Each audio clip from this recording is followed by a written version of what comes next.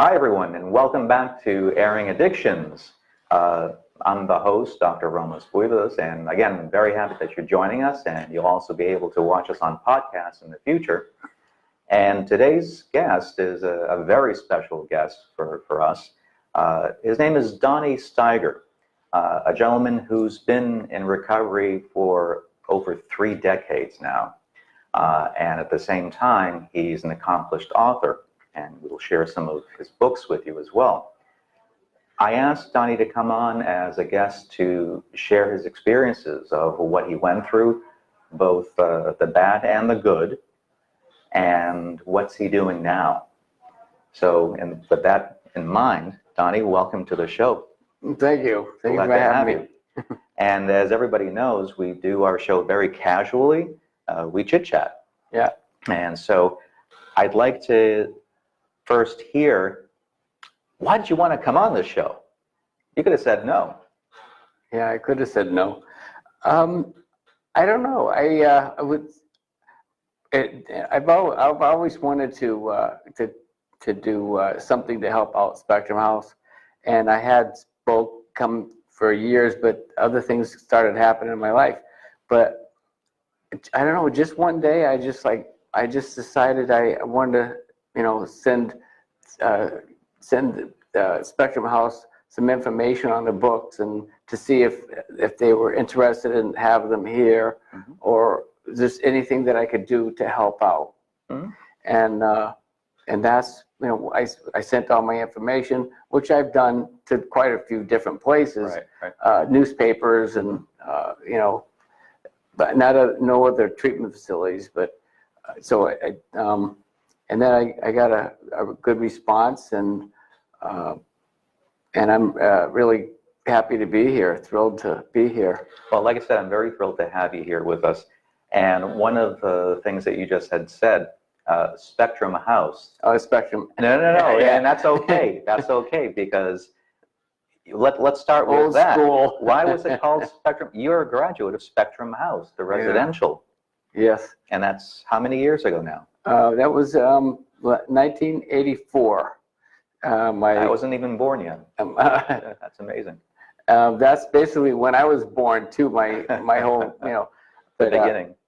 My whole life changed. Mm-hmm. In 1984 is when I graduated, and I believe that I don't know. When I was at the house, it was a kind of overwhelming at first, but sure. But it's just been quite a journey, and I don't know. Well, I mean, we'll get to that piece of the Spectrum House, as it was called. Yeah, that was our residential program. So it was basically a house, and it was a TC, a therapeutic community. Yeah, in the house is it looks like an old white house basically. Yeah, it's still there. It's still there. And I just loved it. The old staircase and and the long hallways, and it was just really. Believe it or not, it really felt like home to me. I really never had a home. Mm-hmm. I mean, when I was growing up, I'm from California, mm-hmm. and I lived in Hawthorne, mm-hmm. and we had a house there. For the first 8 years of my life, that's where I could still consider that my home. Mm-hmm. But after that, my whole life was torn apart. Wow. So, and with alcoholic parents, and so let's start from, if you feel comfortable, how did everything start for you? Why don't you tell us about your life? All right. So and share what you feel comfortable with. Well, I wrote a couple of books about it, so I'm pretty comfortable with everything. I mean, I saw these books. Well, they're not chest beaters, and I'm not like. I'm like not saying I didn't do all these great things. I mean, I ended up in Spectrum. Mm-hmm. I'll call it Spectrum House because I don't. Sure, that's okay. That's okay. And I ended up doing a lot of stuff. I ended up, I stole like $200,000 from my company that I was working for at the time. I had a huge heroin habit. I was taking barbiturates. I was drinking. I had 2 2 children, and I was married. I had everything. I played rock and roll on the weekends, a drummer, and played in several bands. So I had everything that I needed, but I never ever dealt with my childhood. And besides the fact of me having a horrendous childhood, that isn't why I use. It didn't help to have that background to get sober, because I had plenty of excuses to use, but I still had to just really take a look at, the disease of, whenever you guys told me it's a disease, then I could understand it. So my childhood was, both my parents were alcoholics. My mother was promiscuous, and she, drank a lot, and so they ended up getting divorced, of course. My mother was, who I love dearly today, but at that time she would, when she would actually take us from my dad.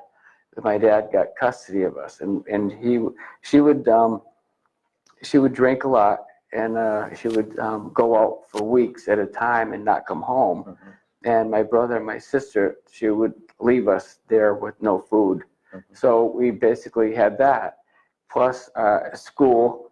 When I went to school, I didn't have lunch money, and I didn't have lunch, and all this stuff. When I started writing the book again, and taking my inventory, which we do in AA. Right. I started coming to terms with a lot of the stuff that no kid should ever have to go through this. I agree. The one thing that I also realized that on top of that, my mother would actually beat me with a belt too sometimes. I didn't really do anything, just because I looked like my dad, and she was drunk, and she needed to take it out on someone. And so you had some trauma then. Too. Yeah, and she wanted me to cry, and I wouldn't cry. So eventually I did end up with my dad. Hopefully, I did what I could to be with him. But I grew up in a lot of foster homes too, and that was traumatizing. So with the childhood like that, and not knowing how to read or write, because I didn't go to school much after age 8. I was just torn back and forth. So it wasn't for me. It wasn't learning how to read or write and this and that. It was about surviving. So I became a survivor. I didn't realize that that's what was happening. What did you have to do to survive? I had to take care of myself, and I had to learn how to take care of my brother and my sister. They were younger, and they looked to me for answers, which I didn't have any. And how old were you when you started this? About 10. 10. Wow. And there's a lot of sad things that had happened. My mother actually took us back. Got us at one time. She wasn't supposed to be taking care of us, but my dad couldn't always do it. So she was going out with this boxer named Jack. It's a dog named Rocket and a boxer named Jack. That's one of the.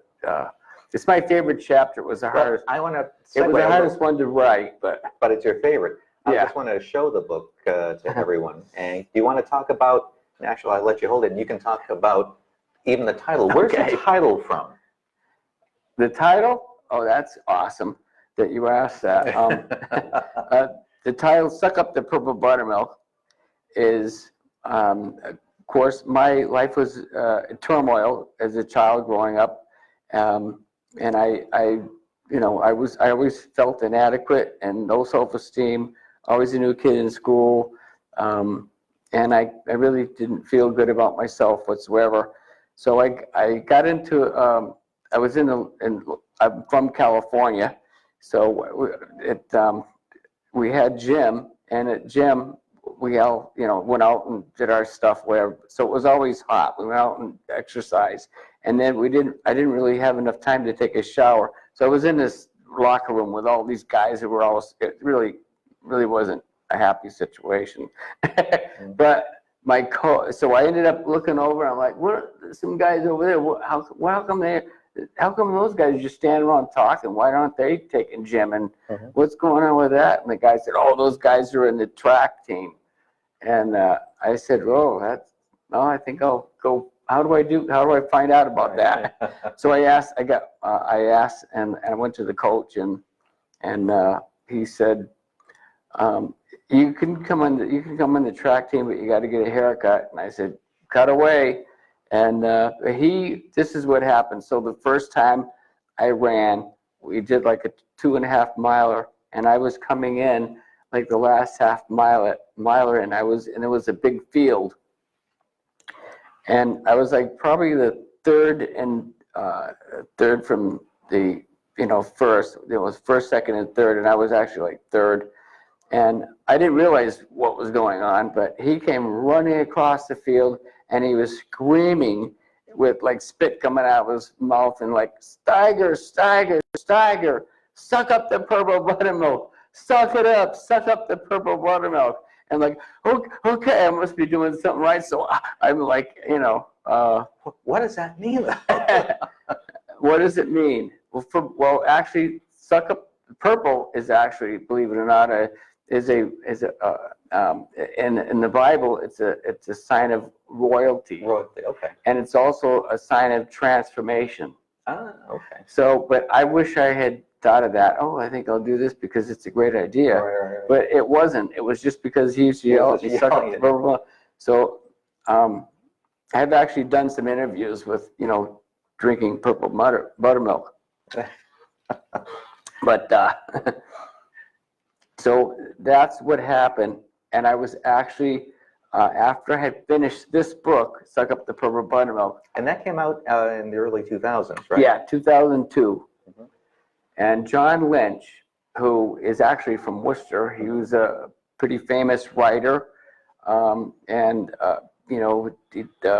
worked on that 70s show, and that was very popular at the time. And he went from here, he went out to California.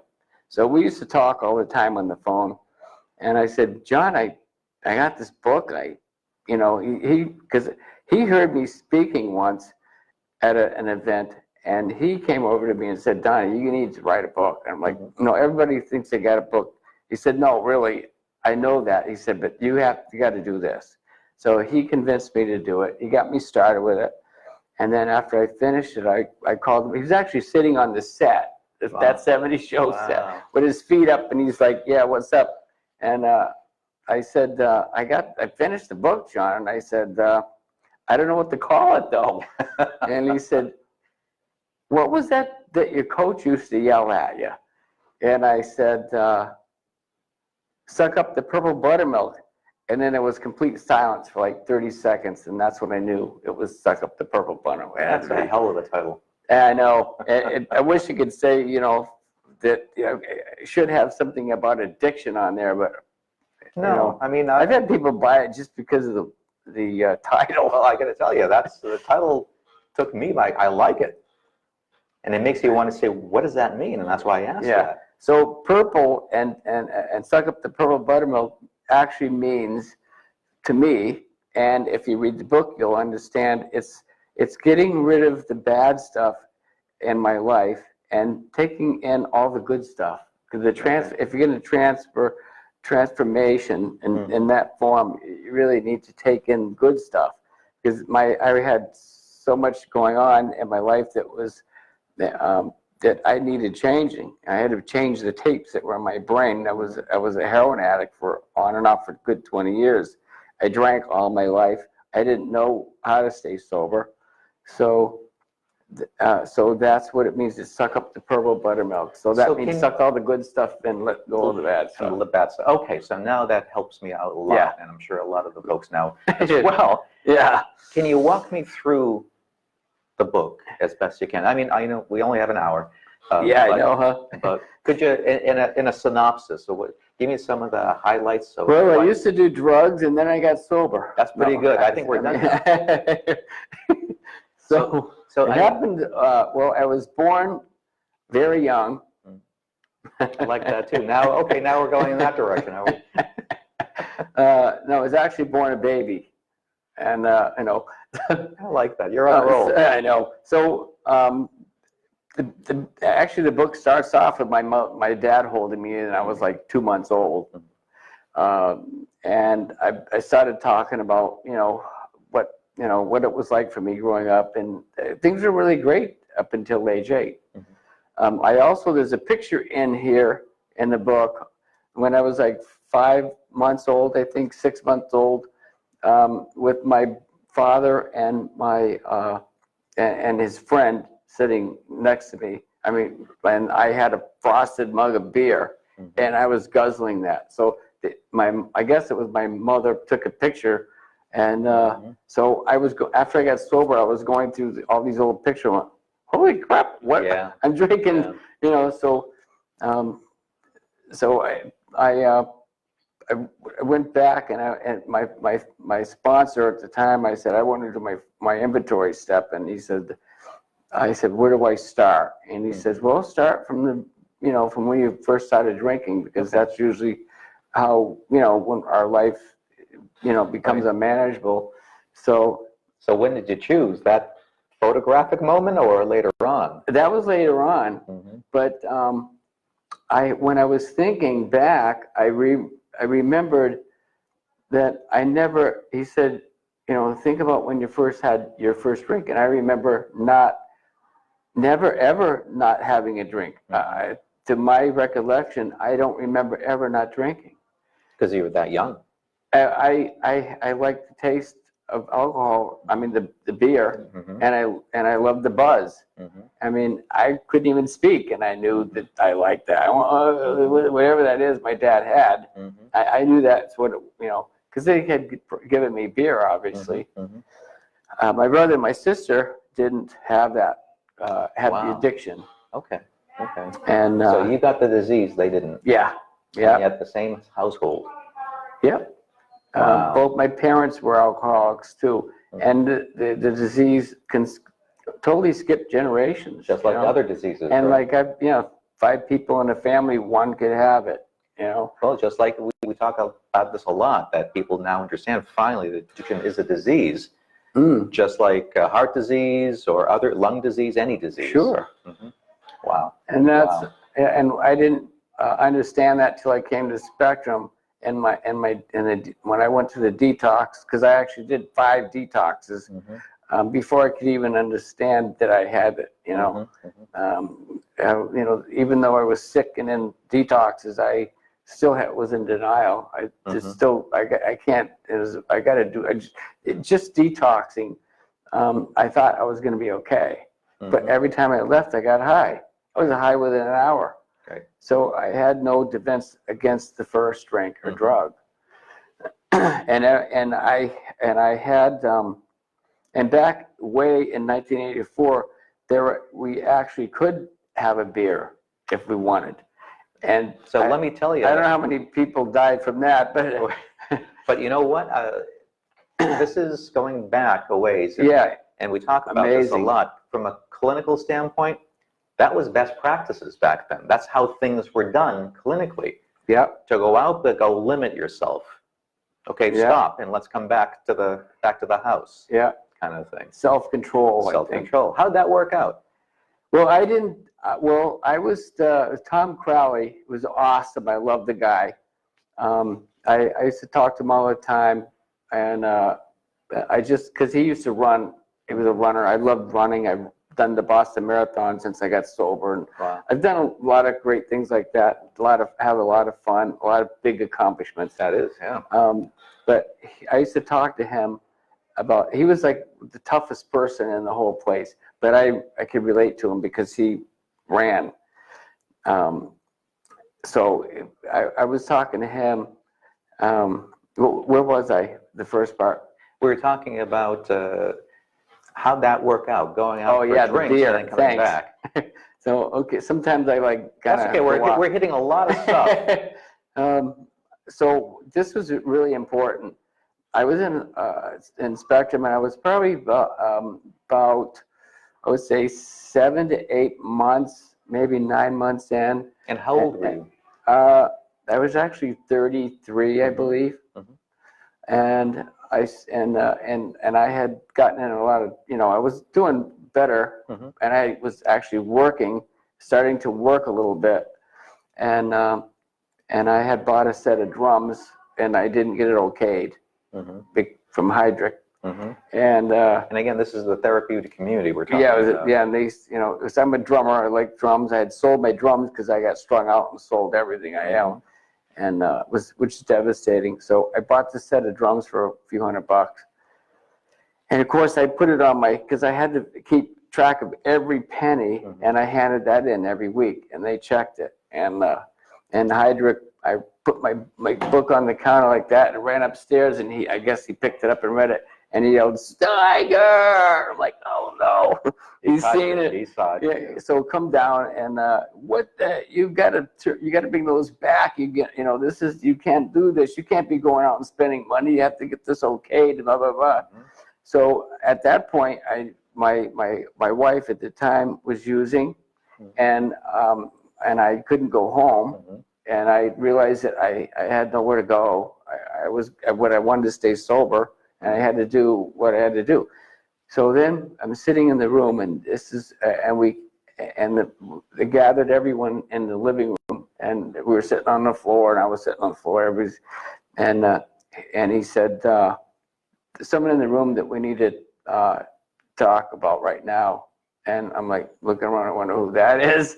And it was Donnie Steiger. "Please stand up." And I'm like, I figured they're going to make an example out of me now. Give you a haircut. Even worse maybe. So he said, Donnie's been through a lot since he's been in the house here. He's not going to go home. He can't go home to his family because his wife is using, and it's not safe. He is not safe, and he's decided he can't do that. And I wanted to tell Don and have everyone understand this. He has nothing.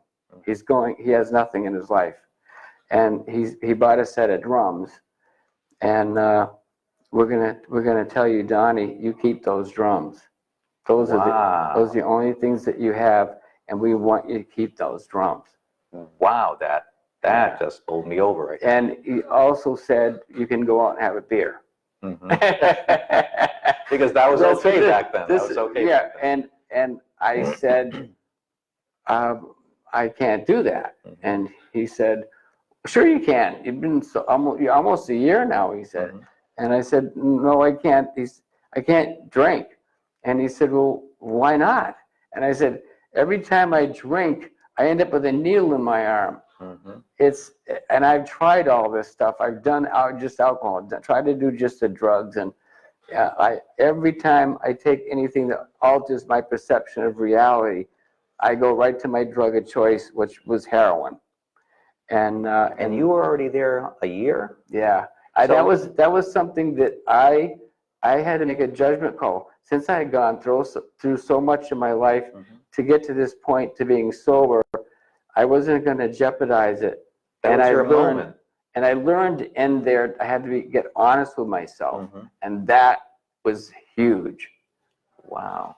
That was huge. And just to let folks know, back in the day, therapeutic community, or TC, people lived there, stayed there for up to 2 years. So you were there a year. I was there. I was actually in Spectrum House for a year and 18 months. I lived in the house, and I worked. I walked like 3 miles to work and back and forth. So that drum, and I'm sorry to interrupt, but the drums that he let you keep in the house said it was okay. I didn't keep them in the house. But he said to keep them, though. I can have them. You can have them. Yeah. So when I leave, I'll have something. I had bought an old car, but so now let's fast forward just a little bit. Sure. From that moment, okay, you stayed a year and a half in treatment, basically, in the TC, the therapeutic community. Before I could graduate, I did actually get my own place in that, like the last couple of months. But I was really always reporting to the house. Right. It was like, that was my... A transition. Yeah, it's like whenever you're a little baby and you're like walking, and you walk a little bit and you run back over to your mother, and then, you know, it was kind of like that. And then you go in the living room, and then you run back. You know, it was kind of like, well, taking these small steps, you know. Well, correct me if I'm wrong, halfway houses weren't around yet. Right. Back then. So No, that was they didn't serving between a halfway house, you going to your own Yeah, apartment. it was everything. Coming back. Yeah, and that was the beauty about Spectrum House at that time. They were doing everything for me, for us, actually. There weren't too many people that made it, though. There were thousands that went through the house. I know that because I had to screen clothes, and there were thousands of people. And the night before graduation, which is back then, you graduated. I actually got a diploma. Okay, I'm mentally and spiritually well now, but I got a plaque to prove it. You know, but I have that, and I just really am so, you know, so proud of that. There were like 7 of 8 of us that were to graduate, and the night before, one of my friends, he went to Great Brook Valley, and he shot a bag of dope, and he died of an overdose, a heroin overdose. And another one had gotten drunk that night, and he was in the middle of the night throwing beer cans at the house, screaming at the house. So there was like 6 of us that actually graduated, that actually got plaques. And that was, and I have to have a picture of that in here too, believe it or not. I have a picture of me getting my plaque, which is a big thing, you know. I mean, that was not an easy thing to go through, and it wouldn't be today to be in a place for a year and a half. That's a long time. When you've seen now Spectrum Health Systems and how large we are, New England Recovery Center. Now it's huge. New England Recovery Center you've seen as part of Spectrum now. And people don't stay as long as they used to because times have changed.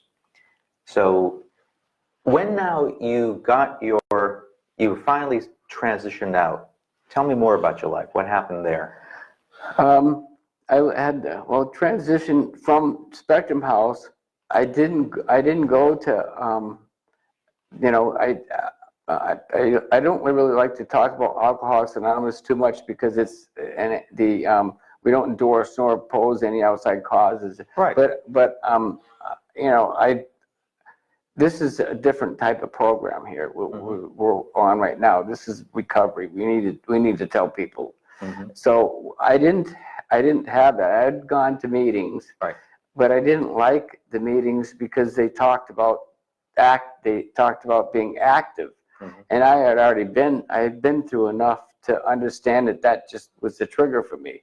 So I actually would walk out of the meetings. I couldn't, and they go like, "What's the matter with you, Don?" I'm like, "I don't want to hear about people using. I know how to do that. I want to know how to stay recovery. sober." Yeah. So it was just something that was it was really important to me. So I didn't really go. I did go here and there, but so I ended up having my own place. I was living in Holliston, and I would go to the house quite a bit. But see, I had nowhere to go. I mean, so what I did, and it was overwhelming for me. I mean, I worked and I did everything I was supposed to do, but I just was so lonely all the time. I didn't realize that I had abandonment issues that were like unbelievable from my childhood, from my mother. The one person that is supposed to, you know, love me, I didn't get, and I found out in recovery that I will never ever have that, and it's something that I've had to come to terms with, and that's just from me. But there's a miracle that happened. I'd like to talk about too. Please do. But this is.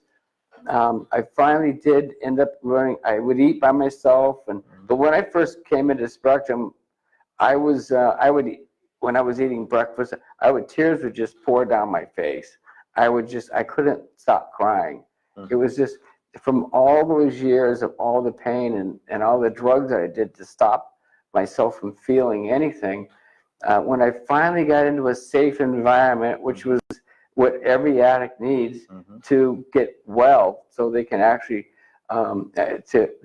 talk about, you know, how they feel, you know, because we don't really know how we feel. We know anger and jealousy and things like that.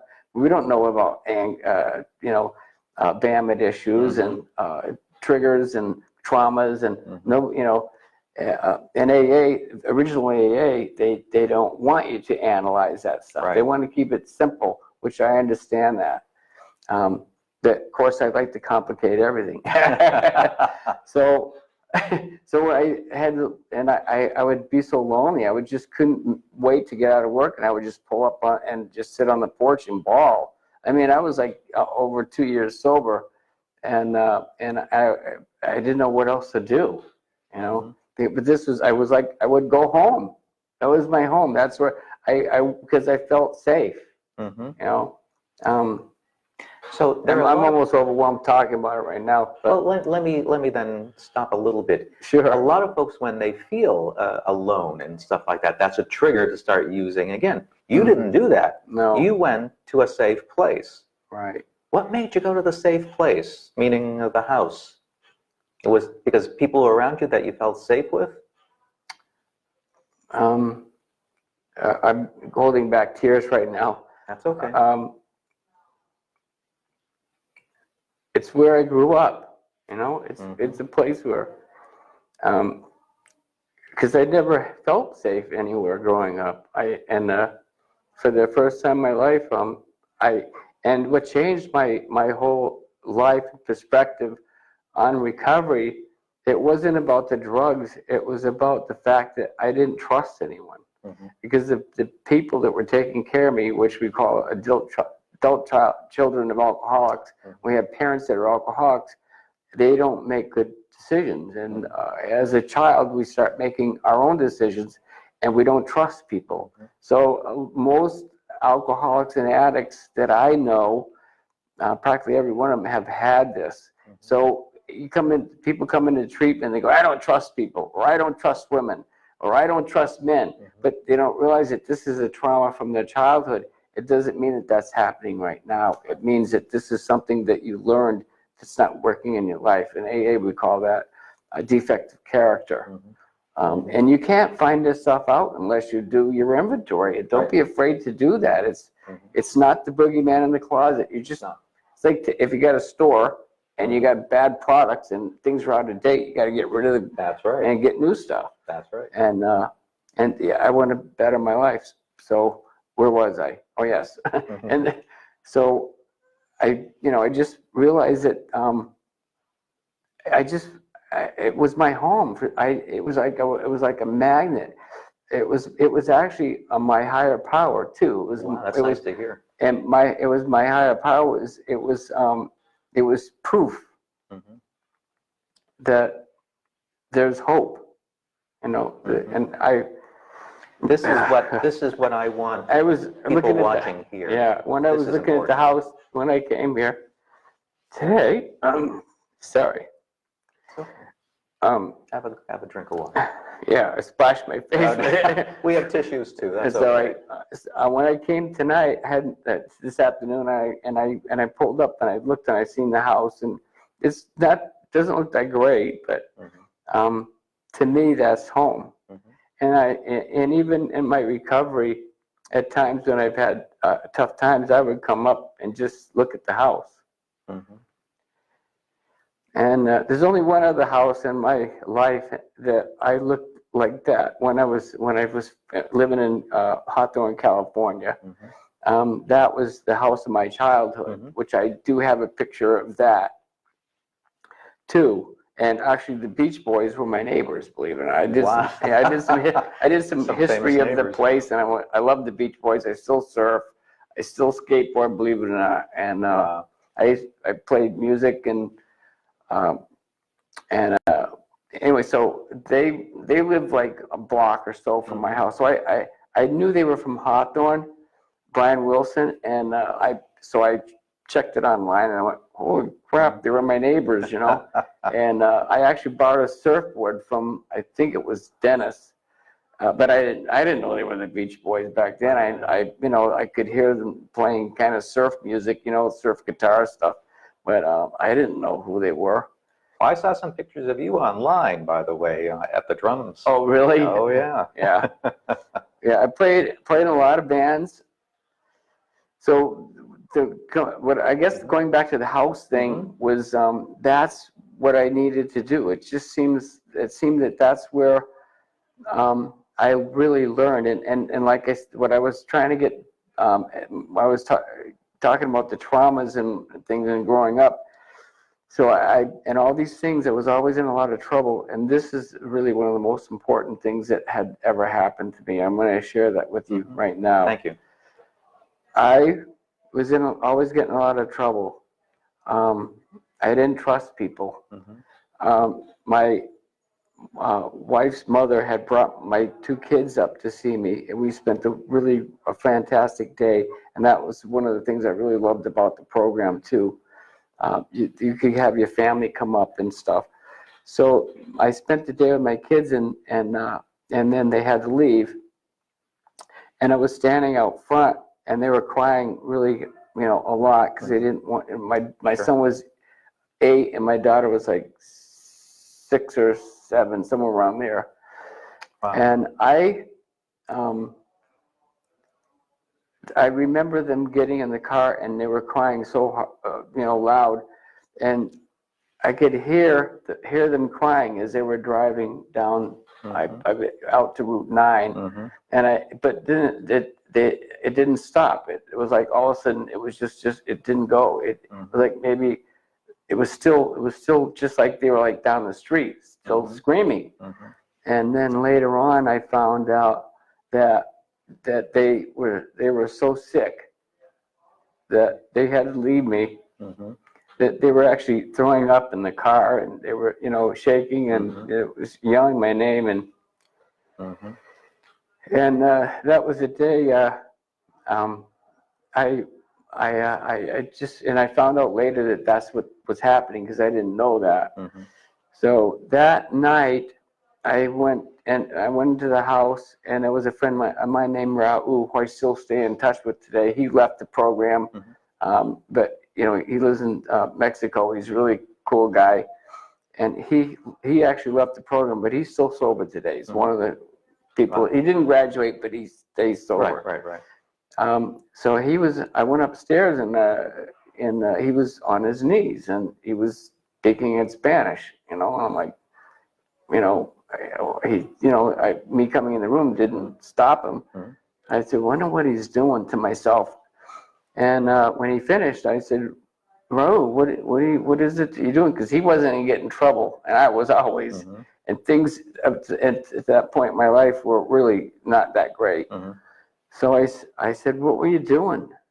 And if you don't mind me, asking. And he said, well, Donnie, he said, I got on my knees, and I asked God, as I understand God, I asked God to please keep me from a drug and a drink today, and to give me the strength to stay in this program one day at a time. And I turned my will and my life over the care of you. And of course, I never really prayed before. And he left. They shut the door. Of course, I don't want to see me praying. I don't mind puking in the toilet on my hands and knees, but not praying. but not praying. Oh my God, what will people say? Right. So they did. He went out, and I got on my knees, and I said, I just said, I don't know what to do. I said, my life is a mess. And I hurt my kids, and I don't want to do that. And I need your help, and I said, I turn my will, my life over to care of you, because that's what he told me to say. And I need your help. I don't know what to do. And it was like someone put their hand on my head, just like this, and through my whole body. It just better than any drug that I ever taken in my life. It went all the way through my body and came to my toes and all the way back up to my head again. And I stood up, and I went, wow. I think I'll go downstairs and scrub the dirtiest part of the kitchen. So I did it. So I went downstairs and I grabbed this Brillo pad and I started scrubbing the corners. You know, this is the kind of stuff that I used to get in trouble. Right. And Steiger in the pan, go do this. So Hydra comes walking through. He does his little tour. He comes into work and he's like, he's asking everyone, what's he on another learning experience? What did he do? And they said, no, he just came in here and started scrubbing the dirtiest part of the kitchen. So he said, he's definitely out of character. Mm-hmm. Get in my office, he says. Mm-hmm. And so I went in there and I told him, and this is really important too. So he said, sit down, what's going on with you? And I said, for the first time in my life, I realized that you're trying to help me. Wow. That people are trying to help me, and I never knew that. Mm-hmm. I always thought that people were trying to hurt me because I've had that all my life, so I didn't trust. So that was a big turning point in my recovery. And I was in a lot of trouble. Like I said, I was always sneaking cigarettes. I actually snuck a cigarette. House tighten up is whenever you can't smoke. Right. And, you know, and everybody has to clean for like 10 hours a day. GI. Yeah, GI. But I'm different. So I'm really slick too. And I slipped into the office. And I grabbed a cigarette out of the desk because I knew where they get, and a lighter. Mm-hmm. And I decided to go downstairs because they had the best vent in the bathroom. Mm-hmm. And I turned the vent on and I lit the cigarette and I'm smoking really quick and I flush it. And then I wash my face and I go walking out the door. And my friend Jeff comes walking up to me. Back then we used to, confront each other, Hold each other accountable. and I think that's really important. What were you doing in there? He comes right up to me, and I said, "Shh, quiet, shh. You're people are gonna find out, He was pulling you up. So I said, cut it out, and he said, what were you doing there? Were you smoking? Nobody's can smoke. It's house tighten up, and you can't be doing that. And I went, quiet, shh, quiet, shh, He says, and then he said to me, Donnie, if you can't get honest in here, you're going to end up out on the streets dead, a junkie. If you can't get honest with yourself, this is what's going to happen to you. Did you smoke? You know what I said? No. So that's the kind of stuff that I was doing before. And that particular time, I had to go up, got the haircut. Who is it? Donnie. Get in here. There's like 4 people, 4 counselors, and they all blast you. Yeah. And you can't say nothing but thank you. Yeah. And you want to say something else, but you don't. And they don't think that you listen to them right. They tell you to get out and come back. Mm-hmm. So I had a lot of those. And it was a tough program. Yeah. But it's what I needed. So I went in there and they said, we have something to help you because you've been in so much trouble. We got something that's going to help you a great deal. Mm-hmm. And I said, oh, okay. And I said, what is that? And they came over to me and it was a cigarette. It was that big around and it was about that long. I dragged it when I walked. I had a rope like this and they said, here you go. And I had to put it on my head. I still have rope burns right there. I'm kidding now, but so I had this big cigarette. I think it said cool on it or something.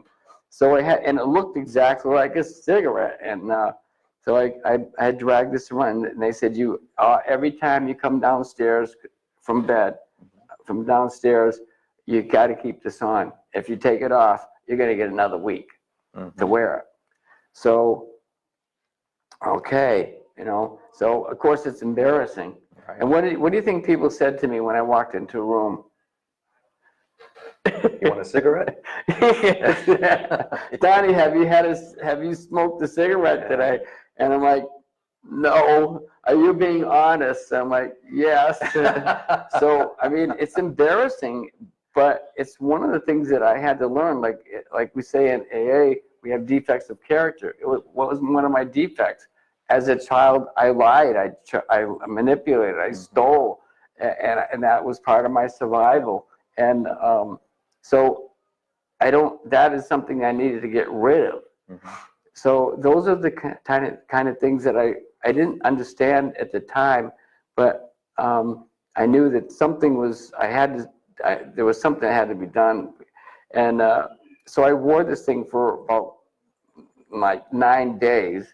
Wow. And they would let me have a cigarette like once a week if I was good.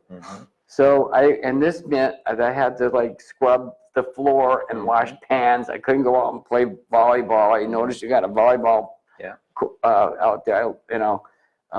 So what happened was, one night I went upstairs and I had it on a bad day. And when I took it off, I took it and I threw it against the wall, slammed it against the wall like that. And I said, F this. And the next morning, I guess somebody had written me up. So I had to get a haircut. This is not for 9 days. So I'm standing out front. All right, knock at the door. Who's out there? Donnie Steiger. Get in here. And they all blasted me. And they said, we're going to take the cigarette away from you. I said, thank God, I'm going to get rid of this damn thing. And we heard you threw it against the wall, and that's unacceptable here.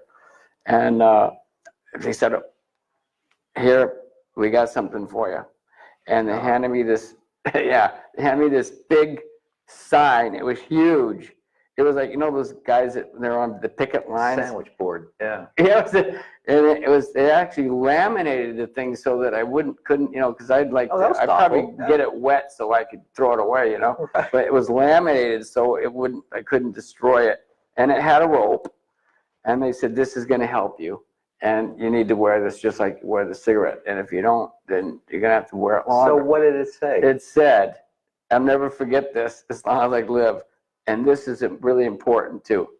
It said, instead of dealing with my feelings in the appropriate manner, I tend to dump them on the floor and act like a baby. And I guess the guys really got creative and they drew little baby rattles and stuff. So, so that was embarrassing. Stuff to your awareness, though. I mean, so that's the kind of stuff that was happening to me before this spiritual awakening. I mean, we don't do that anymore at Spectrum, by the way, just so everybody knows. We don't do that. At New England Recovery Center or Spectrum, that was back in the day. That's how things were done. But for some people, they worked.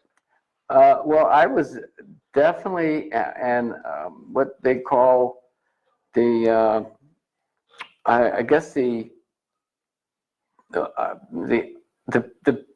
person that comes in treatment and AA is the hopeless, of the hopeless variety, and that means that most of the, if you're the hopeless worst, I didn't realize that, but I was, and that's what I needed to do to learn how to go out into life and get honest. So that's a good segue, because on your second book, you kind of briefly told me this is what you kind of did and are doing even now, because this came out just 2 years ago, 2017? One year. One year ago.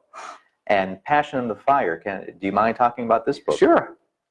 Okay. So, all right, Passion and Fire is everything that I went through in Spectrum is put to the test in here. This was a book that was, Suck Up the Purple Buttermilk, was what basically what I went through to get sober. And this book is all the stuff that I learned, I put to the acid test, which, deaths, and my best friend died of a heroin overdose. And I mean, I could go on and on. There were some pretty bad things that happened to me, and I also used what I had learned at a school where I worked for kids that had been traumatized. They were some of the kids were sexually abused, and some of them were their parents had died from alcohol addiction.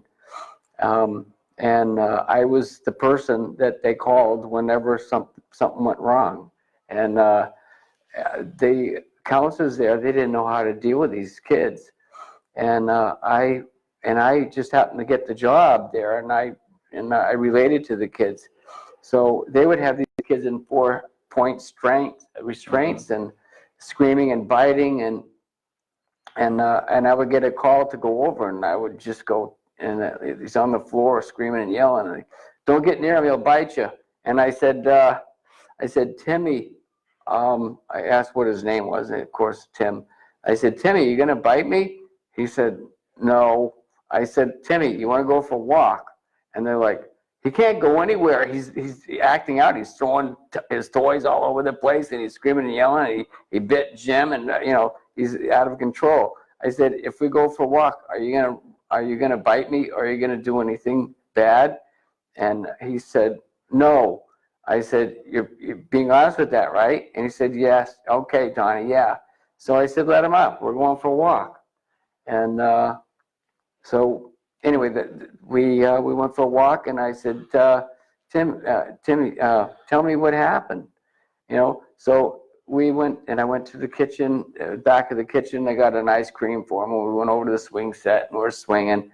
And I actually spent some time with him, and he told me that his father died, and his mother was in the hospital, and nobody ever talked to him there about any of that. And I had him tell me just how he felt about it and what was going on. And then I told him that I said, I have to go back to my unit, because I was working in a special unit where it was kids like that had drug addictions. And they had, anger issues. And so I said, I have to go back to some other kids need my help. And I said, are you going to be okay? And he said, yes. And I said, you're going to behave.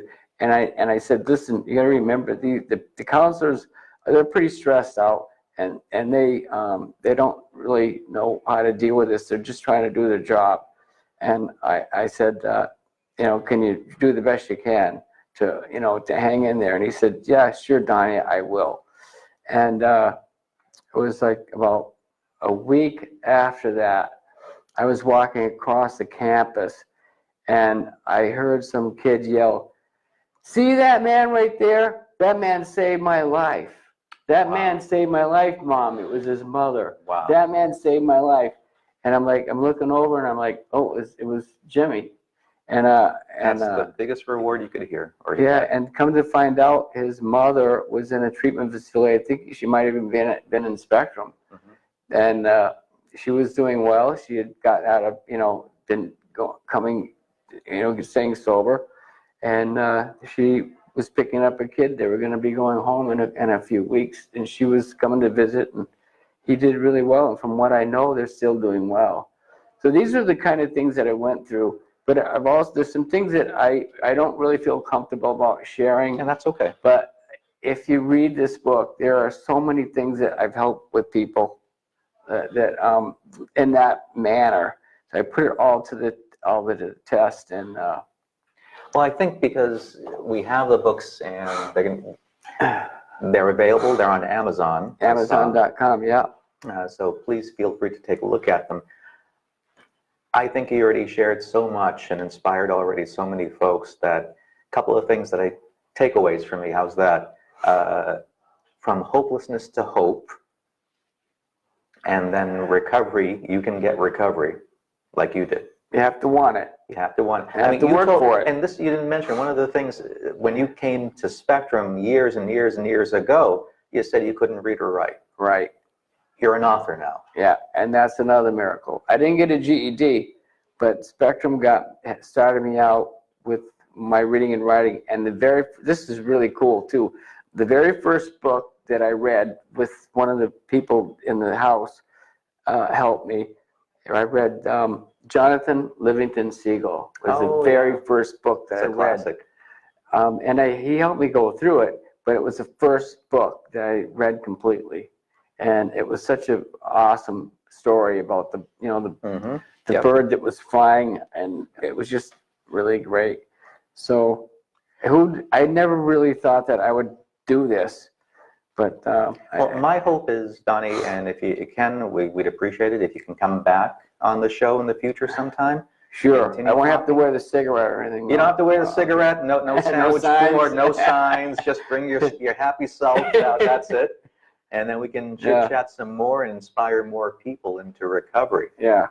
I hope you can do that sometime again. I would certainly love it. I would really love it. And as we wrap up, I want to thank everybody watching. Again, this is Airing Addiction from the New England Recovery Center, the Barris building here, with our special guest, author Donnie Steiger. Thank you, Donnie, again, very much. Thank you. Thank you, right. folks. Good night.